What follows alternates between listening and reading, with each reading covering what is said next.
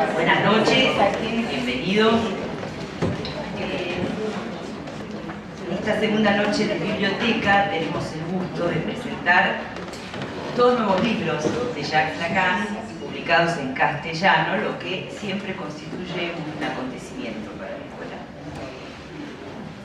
Se trata del Seminario 19, que conocíamos como UPIR, ahora tendremos que acostumbrarnos a llamarlo o peor, y Hablo a las paredes en absoluta resonancia entre sí. Recordemos que este seminario fue dictado por Lacan en los años 1971-72, el mismo año que dicta las charlas en Saint-Anne, que circularon hasta ahora entre nosotros como conocemos el saber del psicoanalista. El verde.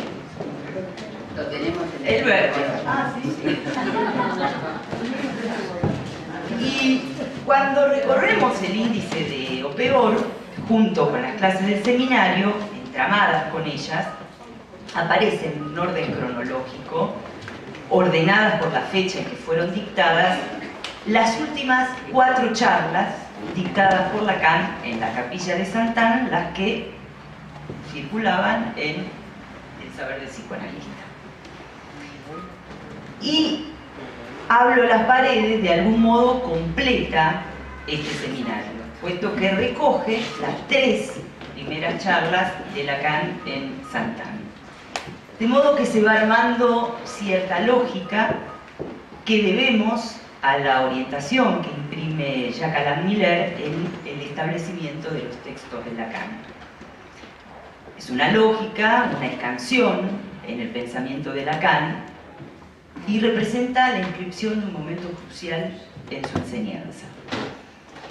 Y como siempre nos ocurre con los textos de Lacan, también en esta oportunidad nos encontramos frente a una verdadera biblioteca, porque además de las charlas de las clases del seminario, si seguimos avanzando en el índice, en la parte de anexos, tenemos la reseña del seminario 19, escrita por el propio Lacan, que también está publicada en los otros escritos, donde, por ejemplo, nos dice: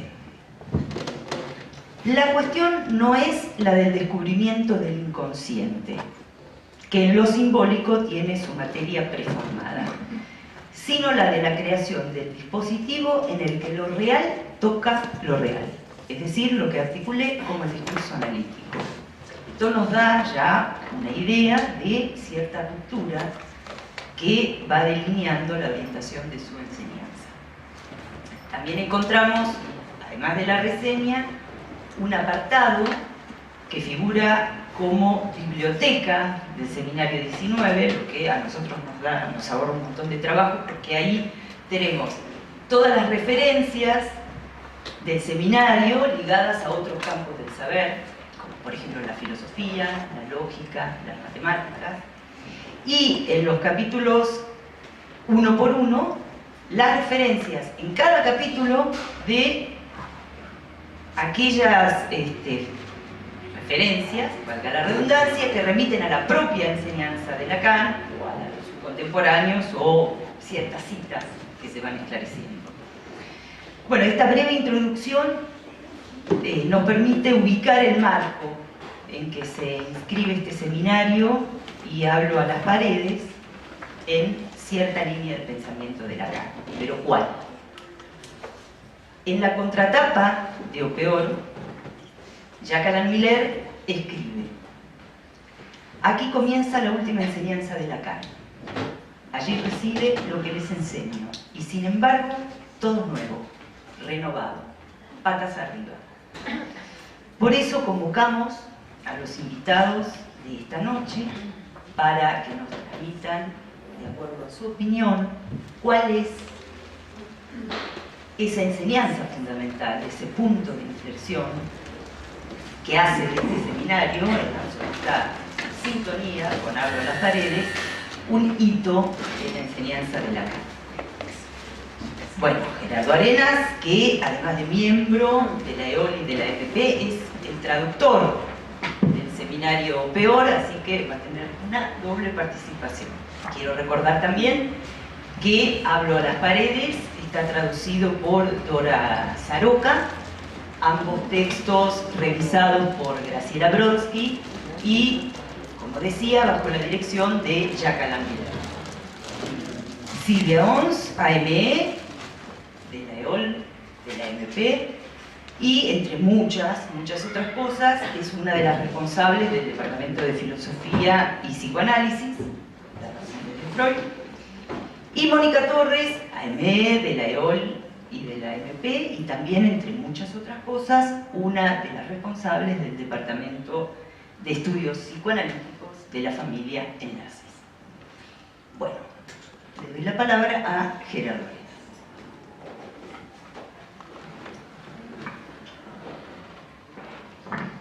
Bueno, buenas noches. Agradezco a la Comisión de Biblioteca de la Escuela la invitación a participar en esta velada, que me posibilita compartir esta mesa con Silvia Ons, Mónica Torres, mi amiga Mónica Wons, y así espero dialogar también con ustedes. ¿Para qué presentar el seminario 19 y Hablo a las paredes? Me pregunté, si seguramente todos ustedes conocen ambos libros y quizá ya los han leído.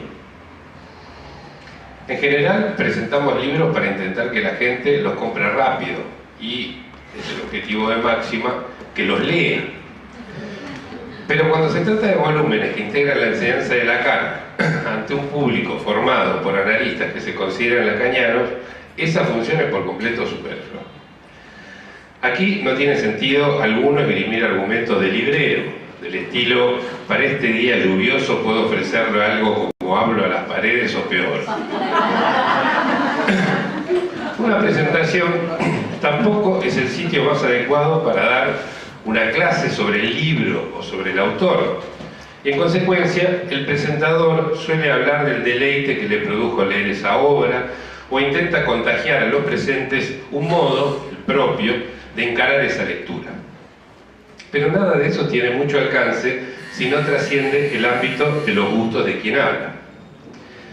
En lugar de eso, me propuse hoy el desafío de hablar de estos dos textos con la aspiración de transmitir una manera de abordarlos que pueda ser de utilidad para la escuela en su conjunto, especialmente en las actuales circunstancias. Ustedes me dirán al final si lo he logrado o no.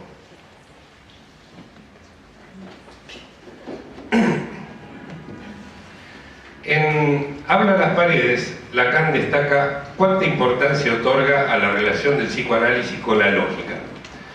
Una importancia que excede la que nace de la estricta implicación de la lógica en el inconsciente.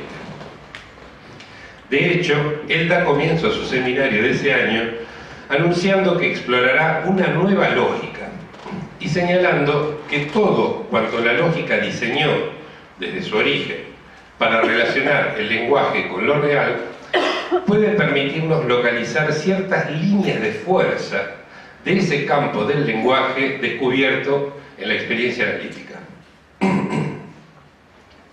Pero esas líneas no nos caen del cielo cual maná.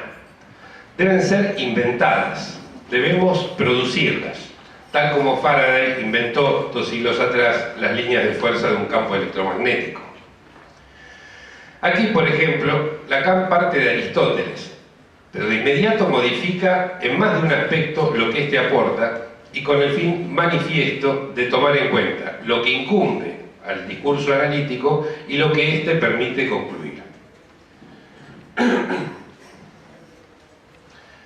Es probable que a esta altura del partido algunos de ustedes piensen otra vez Arena con su berretín por la lógica y la ciencia. Acepto lo del berretín porque es cierto, y quienes me conocen saben que desde la ciencia llegué al psicoanálisis de la mano de la lógica. Pero no crean ustedes que tomaré esta presentación como una mera excusa para hablar de lo que me interesa solo a título personal. Parafraseando a Lacan, de Función y Campo de la Palabra, más bien diría en todo caso que mi propia satisfacción busca realizarse en la satisfacción de cada uno de ustedes, es decir, de todos aquellos con los que me asocio en la realización de esta obra humana, que es la escuela y la causa que la sostiene. Hecha esta aclaración, prosigo. No solo de lógica vive el hombre, y además del órgano, Lacan toma de Aristóteles la metafísica. ¿Para qué lo hace? Si leen la página 30, notarán que la usa como trampolín para rozar el problema de la difícil relación que hay entre la clase y la singularidad. Y en un mismo lance captarán que en torno a esa relación clase-singularidad se juega nada menos que el meollo de las próximas jornadas de la escuela, convocadas bajo un título que subraya la tensión entre la clínica de lo singular y la epidemia de las clasificaciones. Esa tensión no solo es lógica, sino también y fundamentalmente ética y política. Y de aquí se sigue que incluso toca al lugar del psicoanálisis en el campo de la salud mental. Por lo demás, en ese mismo punto convergen el interés de Lacan por el Parménides de Platón y el de Miller en sus últimos cursos, desde sutilezas analíticas en adelante. Por eso dije que quería discutir acerca de, o peor, y de Hablo a las paredes, con el fin de proponer un abordaje de los mismos que sea útil para la escuela en la coyuntura actual. Al fin y al cabo, las nociones de singular y de clase, los dos pilares que especifican y enmarcan el trabajo a realizar en las jornadas, han sido objeto de una milenaria elaboración lógica cuyo precipitado sedimentó en nuestra lengua y así estructura, para bien o para mal, nuestro modo actual de pensar. En O peor, se define la lógica como el arte de producir una necesidad de discurso. Y en eso, Lacan sigue siendo para nosotros un verdadero maestro. Con esto quiere decir que él mismo nos lo muestra en acto. Enseñar es mostrar. Lo realiza ante nuestros ojos. Y este seminario es uno de los ejemplos más conspicuos, ya que nos muestra cómo produce esa necesidad en los dos sentidos que aquí él otorga al término producir.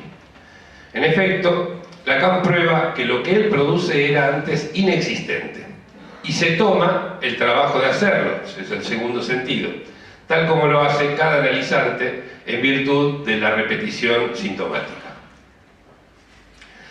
Mediante este trabajo demuestra en especial la imperiosa necesidad de distinguir entre sí varios unos, a la sombra de cuyo nombre común germinan y crecen innumerables confusiones, tantas que tal vez el uno sea el peor de esos idolafori frente a cuya insidiosa incidencia Bacon en el origen de la ciencia nos enseñó a estar alerta.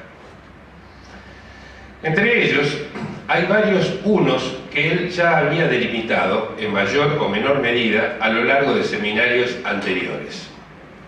Por ejemplo, el uno que define la excepción bajo la forma del al menos uno. Por ejemplo, el uno constitutivo de la función del sujeto como uno en más, y cuyo modelo es el de ese cero que se cuenta como uno, revelado por la génesis fregeana del número. Por ejemplo, el uno del individuo, que hace que cada quien se sienta uno, y que se vincula con el uno de la clase, aunque no se confunde con este, ni menos aún con el uno de lo singular. De todos estos unos trata este seminario, y como si esto fuera poco, también en él encontramos el uno real de la serie numérica, el uno imaginario y no por eso menos real, el falso uno de Eros y una larga lista de unos. Uno y uno y uno. Hay uno, concluye Lacan. Y podemos darle la razón exclamando por nuestra parte, hay una, hay uno para tirar al techo. ¿Cómo orientarnos en este enjambre? O peor, deja caminos trazados. Pero no cabe decir que el laberinto del uno ya haya sido demarcado en su totalidad. Nos toca proseguir ese trabajo. Así como en el seminario 9, Lacan nos hace ver que entre esas tres cosas que Freud llama identificación no hay ninguna comunidad de género, aquí nos muestra que es absolutamente indispensable llevar a cabo una rigurosa taxonomía en el campo del uno. Por eso anoche, en la reunión del Departamento de Psicoanálisis y Filosofía, dije que después de leer el seminario 19, cada vez que leamos o escuchemos hablar del uno, deberíamos preguntar, ¿de qué uno se trata? Juanjo García me hizo notar que esa taxonomía del campo del uno es quizá lo que Platón se propuso hacer en el Parménides. Me lo dijo ayer, por eso quería traerlo hoy, me pareció excelente. Eso explicaría además el vivo interés de Lacan por ese diálogo. Si yo digo que Lacan sigue siendo para nosotros un verdadero maestro, se debe a que la única formación que él pretendió transmitirnos fue, según dijo, un estilo. Pero esa formación jamás podrá considerarse lograda a menos que nos hagamos destinatarios de ella y que actuemos en consecuencia. Por ende, mi propuesta es que tomemos, o peor, como el vivo retrato de ese estilo y que lo adoptemos para el trabajo venidero. Haría falta un departamento de lógica en la escuela. Como dije, dos de esos unos que mencioné antes de gritar a Ijuna atañen centralmente al tema de nuestra jornada de fin de año. Me refiero al uno de la clase y al uno de lo singular. Son los menos elaborados en los libros que hoy presentamos. Mi propuesta es entonces que nos nutramos del estilo que Lacan nos transmite en el seminario 19 y en Habla a las Paredes para proseguir por nuestra parte el trabajo que él comenzó. Que tomemos la posta para arrojar algo más de luz sobre las aún oscuras nociones de singularidad y de clase, y así afrontar seria y dignamente el antagonismo entre la clínica de lo singular y la epidemia de las clasificaciones. Hay mucho por hacer. Gracias.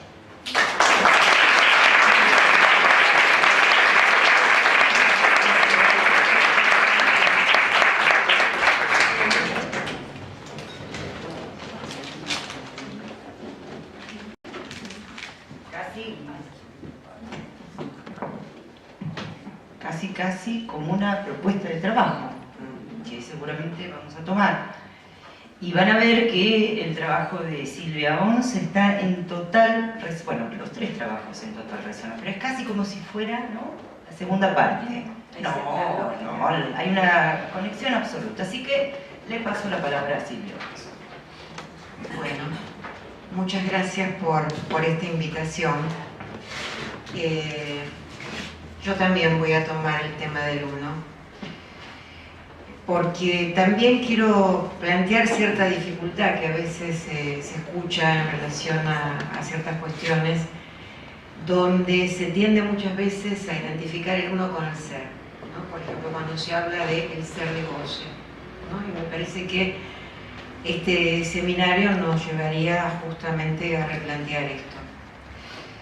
Es un seminario que yo hace poco llegué a mis manos con el establecimiento que hizo Miller, de modo que les confieso que lo leí hace mucho, pero no muy bien, aunque sí leí bien con una persona que murió, Susana de Wicke, las charlas de Santán, justamente ella matemática y bastante especializada en lógica, pero no o peor. Es decir que ahora, a punto de presentarlo, debo confesar mi cautela, que también recomiendo debería ser la del lector. Es un seminario difícil. Y voy a comenzar tomando una afirmación de Lacan en relación al uno, cuando él dice: nada es más peligroso que las confusiones que atañen al uno. Con lo cual, le doy mucha importancia a la pregunta que se hacía Gerardo. Cuando se habla de uno, ¿de qué se trata? Se trata de un seminario difícil, que conlleva el riesgo, en una lectura rápida o tal vez muy tomada solo por la contratapa, no tanto por el seminario que ha dado Miller el año pasado, que tiene que ver con este seminario, pero que entonces solo con la contratapa conlleva el riesgo de encarcelar al uno en una única versión, en la única versión de un uno cerrado, autoerótico, hipostasiado y separado de la dimensión temporal, con el consiguiente riesgo de conducir el psicoanálisis a un mero solipsismo. Por eso también hay que recordar que en la contratapa Miller se refiere al individualismo, haciendo eco de la afirmación de Lacan. Dos es ese uno que él se cree y que es cuestión de que él se divida, ¿no? O sea que sería un problema tomar al uno como un uno cerrado en ese sentido, ¿no? Un individualismo, dice Miller. Ante tal simplificación, digamos, de tomar al uno como un uno cerrado, autoerótico, el ser de goce y demás, adelantemos que el seminario recorre distintos lugares del uno y que el otro no desaparece, sino que cambia de estatuto. O sea que hay un cambio de estatuto en relación al uno y al otro. El otro deja de ser el lugar de la verdad y de la interacción dialéctica, pero está el otro y se dibuja como vacío, tal vez como ese vacío al cual le habla Lacan en relación a las paredes o a ese muro, ¿no? Dice Lacan en este seminario: el vacío que ofrece a la palabra es lo que llamo el lugar del otro, ese en el que se inscriben los efectos de la susodicha palabra. Es claro cuando él habla a las paredes que hay un efecto donde alguien habla y dice, bueno, fui escuchado, ¿no? Hay uno, digamos, que escucha cuando él le habla a las paredes. Entonces, esta cuestión del otro, que me parece que tiene otro estatuto, me parece que es un adelanto cuando él dice que el otro es el vacío que ofrece a la palabra. Creo que aquí se adelanta una afirmación de Lacan del seminario 20, cuando dice el otro es el otro sexo. Es decir, que no exista el otro a nivel de la relación no implica que el otro no sea. Lacan es contundente. Él dice, el uno existe pero no es. Lo cual es impresionante esto, ¿no? El uno existe pero no es. El otro no existe pero es, ¿no? Con lo cual uno tendría que revisar la cuestión de esa existencia sobre el fondo de la inexistencia y ese ser, ¿no? ¿Qué quiere decir el otro es? ¿No? Cuando también en el seminario el otro es el otro sexo. Y además acá también Lacan es contundente. Hay una crítica a Simone de Beauvoir cuando ella habla del segundo sexo y Lacan dice no hay segundo sexo, hay dos, ¿no? Toda una cuestión ahí. Bueno, o sea que no es solo el uno en ese sentido. Entonces, comencemos con el uno, ya que aquí se anticipa la última teoría de Lacan relativa al síntoma. Hay muchos comentadores, el síntoma como lo que funda cada existencia, ¿no? Hay muchos comentadores que tienden a homologar el uno con el síntoma. A mí me parece que yo no estoy tan de acuerdo con esto, porque no acuerdo con ciertas lecturas que equiparan el uno con las últimas elaboraciones de Lacan concernientes al síntoma, ya que el síntoma conlleva la otredad, ¿no? Lacan dice, me he permitido afirmar que el síntoma es precisamente el sexo al cual no pertenezco, es decir, una mujer. Pero sin embargo, esta afirmación de alguna manera la anticipa en lo peor cuando dice del uno, él no sabe más bien que sería cuestión de que se percatara de que dos es ese uno que él se cree y que es cuestión de que él se divida. O sea que también hay en ese uno el dos, ¿no? Cuando habla de la división. La afirmación del uno muestra que el psicoanálisis no es nihilista, como podría pensarse teniendo solo en consideración el teorema no hay relación sexual, ¿no? Que nos haría pensar en el nihilismo psicoanalítico. Hay una pregunta famosa que siempre la toma Miller, que es la famosa pregunta de Leibniz. Leibniz se pregunta, ¿por qué hay algo en lugar de nada?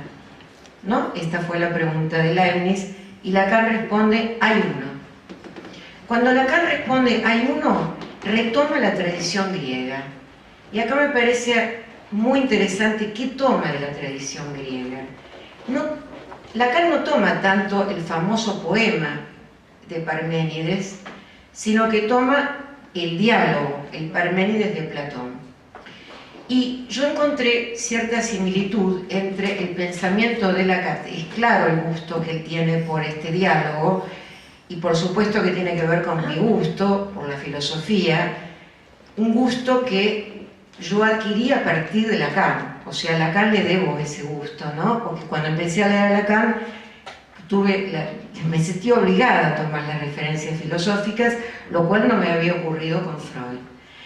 Hay una similitud, es decir, Platón, el diálogo en Parménides, es un diálogo que tiene que ver con el último Platón.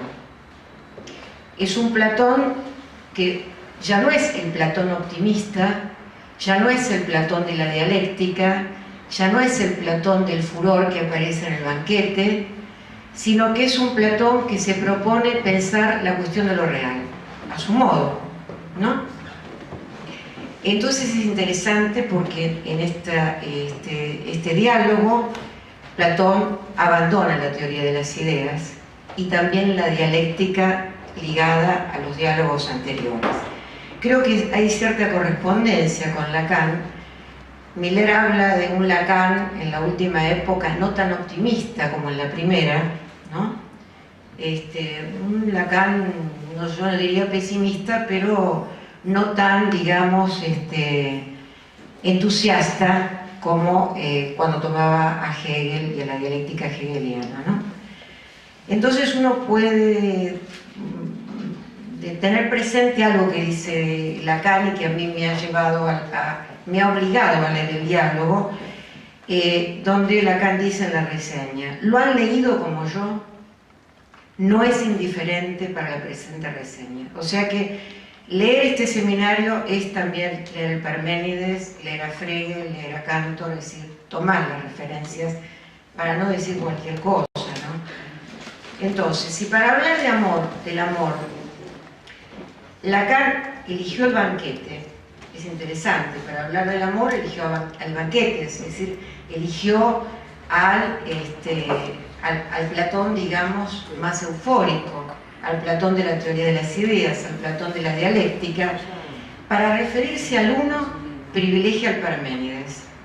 Hay dialéctica en el banquete, hay falta, hay eros, ligado a la unión, mientras que hay existencia en el Parménides, hay uno.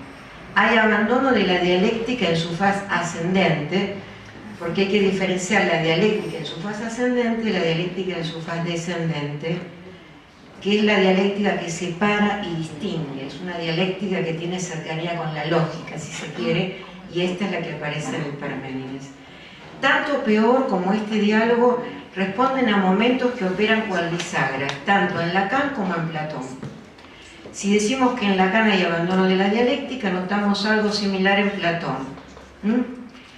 En este diálogo la dialéctica anterior era el modo supremo del conocimiento, lo que nos ponía en contacto directo con las ideas. En cambio, en el Parménides la dialéctica es el modo de oscurecer el pensamiento, hasta dejarlo paralizado, lo cual nos ocurre bastante cuando uno lee este seminario, ¿no? Entonces, en el Parménides la dialéctica es un laberinto sin salida en el que Parménides permanece por siempre atrapado. Entonces, podemos tomar en este diálogo dos cuestiones, que creo que por eso fue seleccionado por Lacan. En la primera parte, Parménides critica la teoría platónica de las ideas, diciendo que no hay correspondencia entre la idea y la cosa, lo cual nos aproxima a la no relación sexual, ¿no? Es notable. En la segunda se propone, digamos, toda la cuestión relativa al uno y a lo real, a la existencia. Bueno, esta segunda parte es considerada por muchos como una parte terrible, donde Platón tiraría, ¿no?, incluso gran parte de sus ideas, digamos, como decía antes Gerardo, en relación a este seminario, que bueno, plantea varias cuestiones diferentes en relación a la primera parte de su enseñanza. Bueno, ¿por qué? Porque hay una afinidad con Lacan, porque se trata de un Platón desilusionado por los desastrosos resultados de su segunda expedición a Siracusa, un periodo que se caracteriza por cuestionar de un modo implacable todo lo que había afirmado anteriormente. Bueno, Lacan sostiene que si bien el ser, esta es la parte interesante, nos atañe bastante, si bien el ser es siempre uno, el uno no sabe ser como ser. Y remata con que este principio está perfectamente demostrado en el Parménides. Afirma que Platón lo atrapa, dando cuenta que el uno no lleva al ser. Como sí en Aristóteles, ¿no? Por eso a Lacan le gusta el uno de Platón. Ese uno que no encuentra en Aristóteles, y que está tan emparejado al ser, ni tampoco encuentra en Leibniz, tan emparejado a la mónada. Hay uno, no dice que el uno sea. Hay uno, dice de su existencia. La cuestión no es del ser, no es del uno como esencia, sino de la unicidad. El error de la metafísica fue confundir el uno con el ser. ¿No podría incurrir en este error el psicoanálisis? Miller dice, de la naturaleza de los semblantes, que la filosofía es el discurso que pone al ser en el lugar de lo real, pero aclara, incluso en el psicoanálisis. Eso quiere decir que el psicoanálisis no está exento de ontología. Si haciendo una suerte de metafísica del goce, habla del ser de goce, confundiéndolo con lo real. La orientación hacia lo real marca una perspectiva en la que el semblante declina en su pretensión de igualarse. Hablar de ontología no es solo una cuestión filosófica. Miller, en la clase 2 del seminario del 2011, dice que el análisis consiste en una revelación ontológica. Dicha revelación habría que pensarla en torno a una orientación que va de la ontología a la enología, del ser a la existencia. Existe el uno. Si recorremos el seminario, su existencia tiene diversos usos, como decía Gerardo. Existe el uno como excepción en la fórmula de la sexuación. Existe el uno a partir del cual los otros pueden funcionar. Existe el uno que lo hará evocar a Frege y luego a Cantor. El uno de la repetición ligado al tiempo. En definitiva, un uno que no se puede hipostasiar. Finalmente se trata de un uno alejado del freudiano. Lacan dice, o sea, Lacan pone en cuestión a la pulsión de muerte, lo cual es un detalle interesante, ¿no?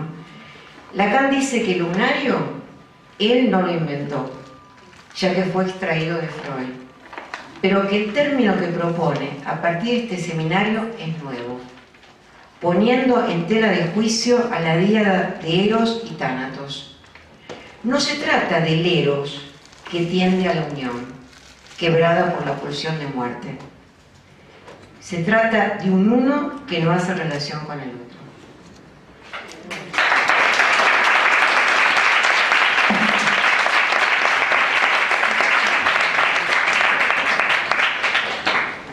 Muchas gracias, Silvia, y vamos a pasar al uno de los unos, que es el de la sexuación.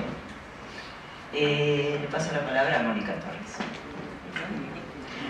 Bueno, en primer lugar, quiero agradecerle al directorio en su conjunto, a Daniel Millas como director y a Mónica Wons como secretaria de biblioteca la invitación a participar de esta noche. La que, por cierto, estoy muy bien acompañada por alguien que, como él mismo dijo hoy, llegó de la ciencia al psicoanálisis a través de la lógica, y alguien que a través del psicoanálisis llegó a la filosofía. Para mí sería una alegría presentar cualquier seminario de Lacan, por supuesto, como seguramente para casi todos ustedes.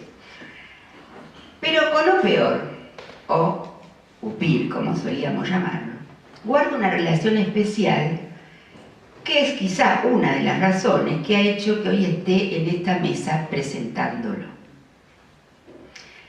En un libro de la colección de orientación lacaniana, titulado Realidades y Artificios, de 1997, es decir, hace 15 años, hay 3 trabajos alrededor de este seminario, fruto de un trabajo de investigación conjunta que duró alrededor de un año. Estaba centrada la investigación en torno a los textos que se conocían en aquel momento como UPIR, el saber del psicoanalista, aún, que ya estaba establecido, los no incautos yerran, que aún no lo está, y el atolondradi, y el escrito del atolondradicho. No contábamos, por lo menos en relación a UPIR, al saber del psicoanalista y a los no incautos yerran, con el establecimiento de Jacques Alain Miller, que es, por cierto, invalorable y que seguramente hará que haya que hacer una nueva investigación, porque los establecimientos de él llevan a una nueva investigación. Por otra parte, todo el mundo sabe que este es un tema que a mí me gusta especialmente, lo que yo voy a tomar de UPIR, ¿no? Que seguramente no podrá sino tener mi marca. Bien, les decía entonces que, sin contar con ese establecimiento, aparecieron 3 artículos, uno firmado por Linda Katz y yo, que se titulaba Conjunto Abierto y Paratodeo, y otro titulado El Argumento Sexuado, que Pablo Russo, con varios otros, que no puedo nombrar aquí, aunque muchos están aquí presentes, trabajó sobre los mismos seminarios que mencioné, el 19, el 20, el 21, y las charlas en Santán, tituladas por aquellos tiempos El saber del psicoanalista, y que hoy, muy oportunamente, están publicadas en parte en el libro que acaba de salir, Como hablo a las paredes, las 3 primeras, ya que las últimas 4 forman parte del seminario O Peor, puesto que giran alrededor de las mismas cuestiones, y es por eso que Miller pensó que faltarían en el seminario O Peor si no estuvieran en él. Bien, me sigue pareciendo hoy, aunque por supuesto les decía se impone una nueva investigación, que los 3 seminarios, las charlas en Santán y el escrito, forman parte de una lógica que se inaugura precisamente con este seminario, con O Peor, alrededor de lo que he vuelto a titular aquí como uno de los subtítulos, El argumento sexuado, y que comienza a esbozarse en la última parte del seminario 18. Se trata del discurso lógico, de la invención de una nueva lógica que convenga a la sexuación. Punto 2. No hay relación sexual o peor. Esta afirmación supone que el sexo no define ninguna relación en el ser hablante.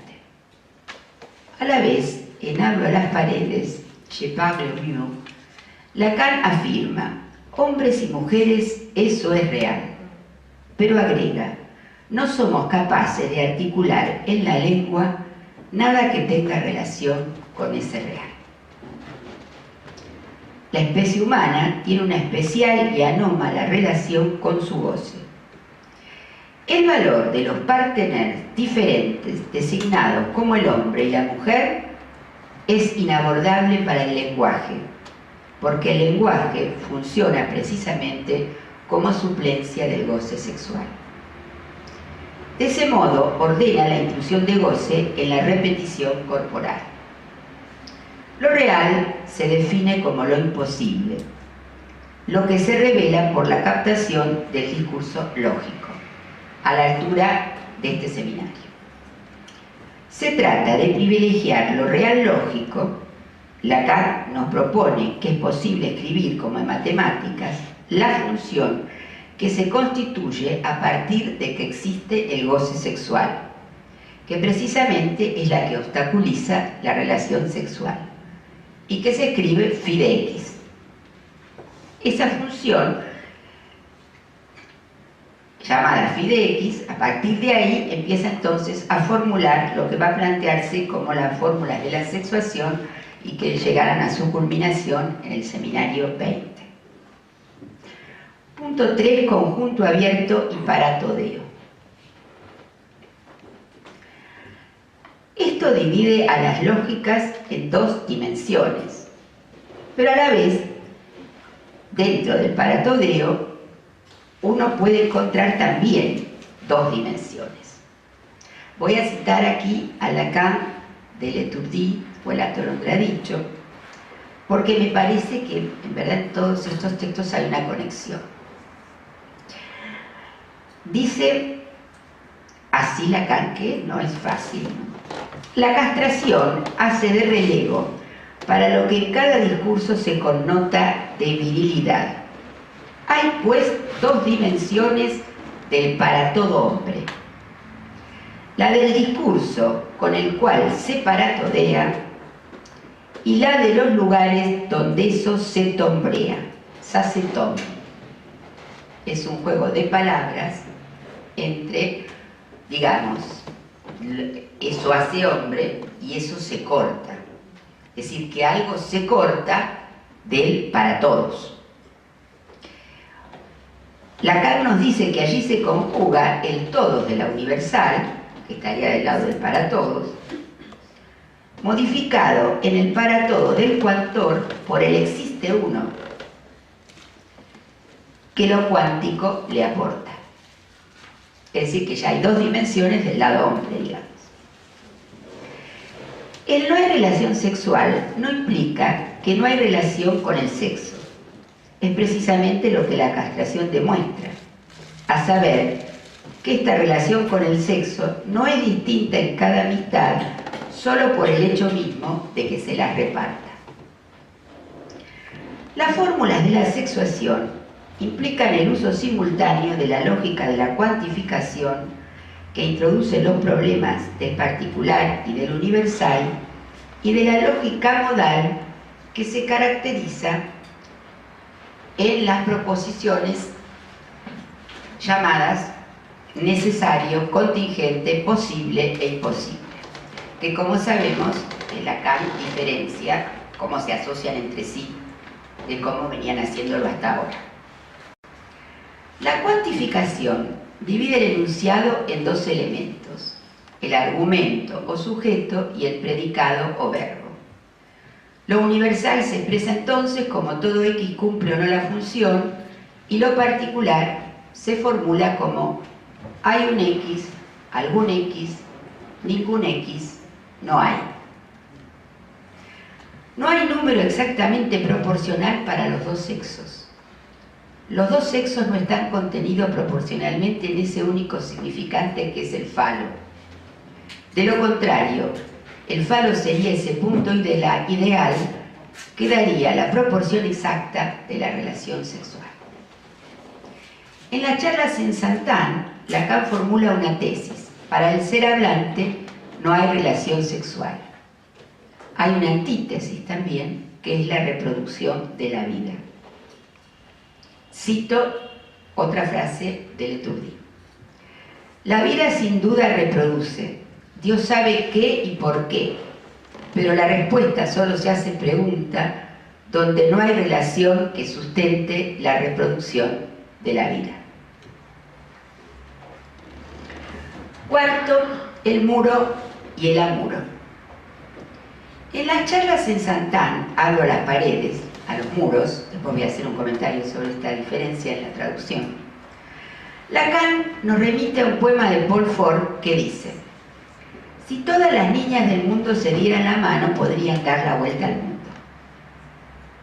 Es una idea loca, nos dice Lacan, porque las chicas nunca soñaron con eso. En cambio, los varones, si no se tuvieran de la mano, haría falta que cada uno se enfrentara solo con las chicas, y eso ya no les gusta. Hace falta que se tengan de la mano.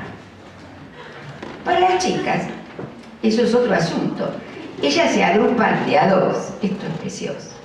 Hacen migas con una amiga hasta que logran arrancar a un muchacho de su banda.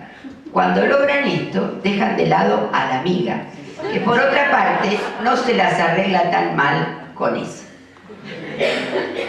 Podríamos preguntarnos si para estos tiempos valdría igual, ¿no? Si para los tiempos de nuevas femenidades y nuevas virilidades, las chicas no se darían la mano y serían los chicos los que tendrían que sacarla, ¿no? En fin, es una pregunta que uno podría hacerse en una nueva investigación, porque se han invertido un poco estos asuntos. Bien, más adelante, en la misma clase, agrega un poema de Antoine Coudal que dice: entre el hombre y la mujer está el amor. Entre el hombre y el amor hay un mundo. Entre el hombre y el mundo hay un muro. Está como todo ahí, ¿no? Me parece, no todo. Entre el hombre y la mujer está el amor, dice Lacan. Por cierto, hasta es lo único que hay.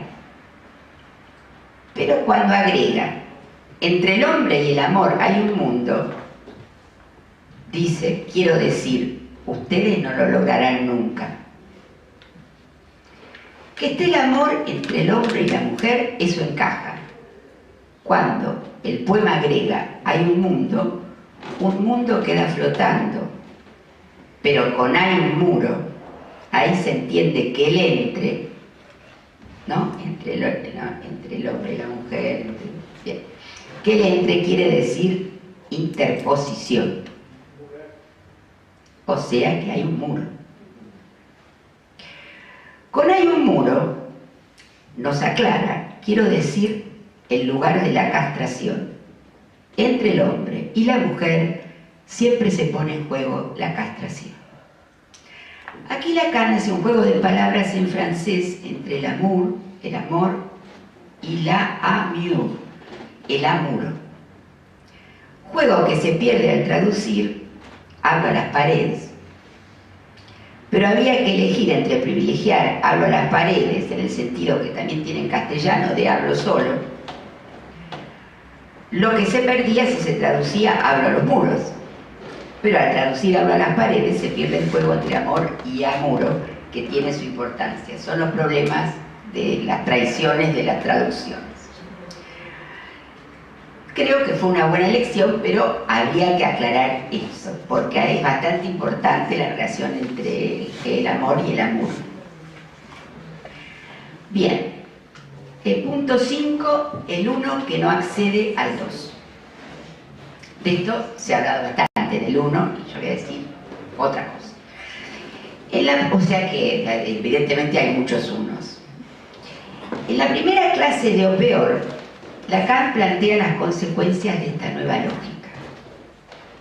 No hay modo de bien decir la relación entre el hombre y la mujer. Hay un imposible lógico, lo real de la estructura. Hay una imposibilidad de inscripción en el inconsciente del significante de la mujer. Lacan se propone entonces avanzar utilizando la lógica para pensar el no todo estructural, punto que va a llegar hasta el final, aun cuando trabaje con la topología. Toma para ellos elementos de la lógica proposicional, lógica centrada en el trabajo con el universal y el particular, los fundamentos lógicos del número desarrollados por Frege, que no voy a poder desarrollar aquí, a los cuales hizo referencia Gerardo cuando habló del 0 y el 1. Las categorías de la lógica modal en una renovada articulación y la teoría matemática para pensar desde el psicoanálisis la teoría de los conjuntos y la importancia del conjunto vacío y su diferencia con la clase.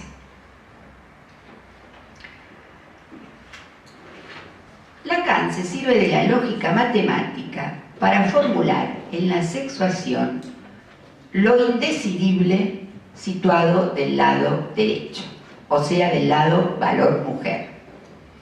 Entre él, ni una que no hay ni una que no esté en la función fálica, el sin excepción, el cero de lo imposible del particular, y el no toda de la no universal femenina.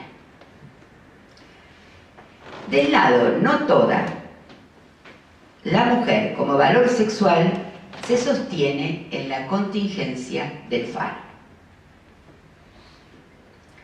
El goce de la mujer, sabemos, es dual, lo que marca que en alguna parte y nada más ella tiene relación con la función fálica.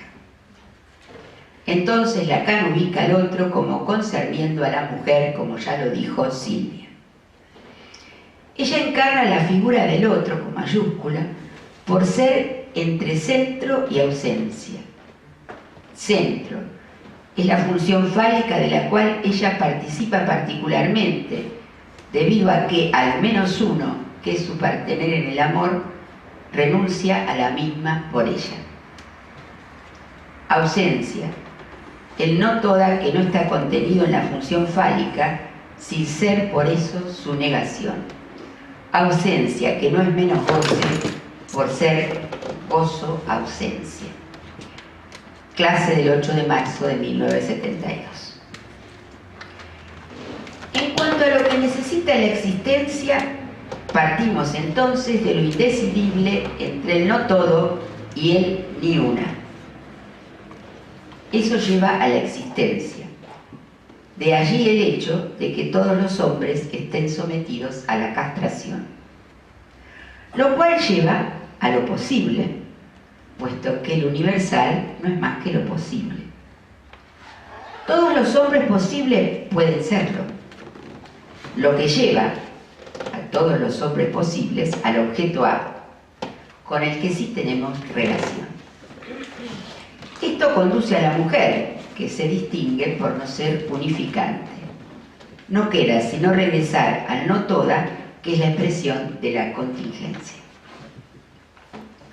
Aquí lo que está en juego es lo imposible, es decir, lo real. Con lo cual está claro que lo contingente se une a lo imposible, cosa que es novedosa. El uno de la serie surge de que no hay dos todos, donde la relación sexuada solo se haría presente uno de los dos, donde en la relación sexuada solo se haría presente uno de los dos sexos. Se trata de una lógica de la discordancia y del conjunto abierto que se opone al paratodeo del sujeto de la ciencia, a la sutura que, desde siempre, inventaron las diversas lógicas. Hasta aquí, hasta este seminario, podríamos decir. Hasta esta invención de Lacan. Se trata entonces de dos medios decires que no se recubren. Esto va del argumento fálico a un decir no todo del sexo. No puedo terminar esta presentación del seminario 19 sin agregar un poco de poesía. Me refiero al poema de Apollinaire, El vigía melancólico. Vuelve a mí ese refrán burlón: si tu corazón busca un corazón, tu corazón es ese corazón. Y yo me dos, agrega. Yo me dos. Apollinaire conjuga aquí se douloir, dolerse, con un je me de, yo me dos, que podríamos explicar como yo me duelo del dos. ese je me dé que Lacan le hace decir a la Lord Bernstein de Marguerite Duras en su homenaje a Marguerite Duras. Dolerse del dos, porque está sola, cortada de la pareja que no haría sino uno. Conjuga entonces Duras el je me dois para no dolerse del dos, del uno que no accede al dos. Queda pues por agradecer a Jacques Miller el establecimiento de un seminario tan crucial como complejo. A leerlo entonces, que es más bien estudiarlo. No es fácil, pero sin duda es indispensable. Se trata de la invención de una nueva lógica. Gracias.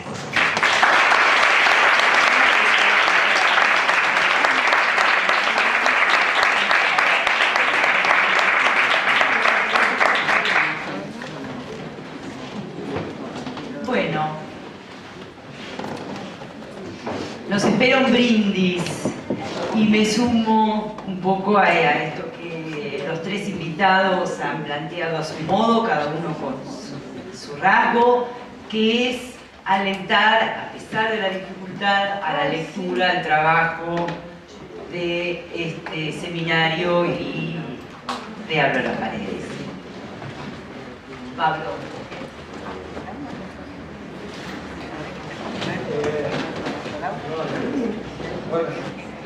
Bueno, me van a escuchar.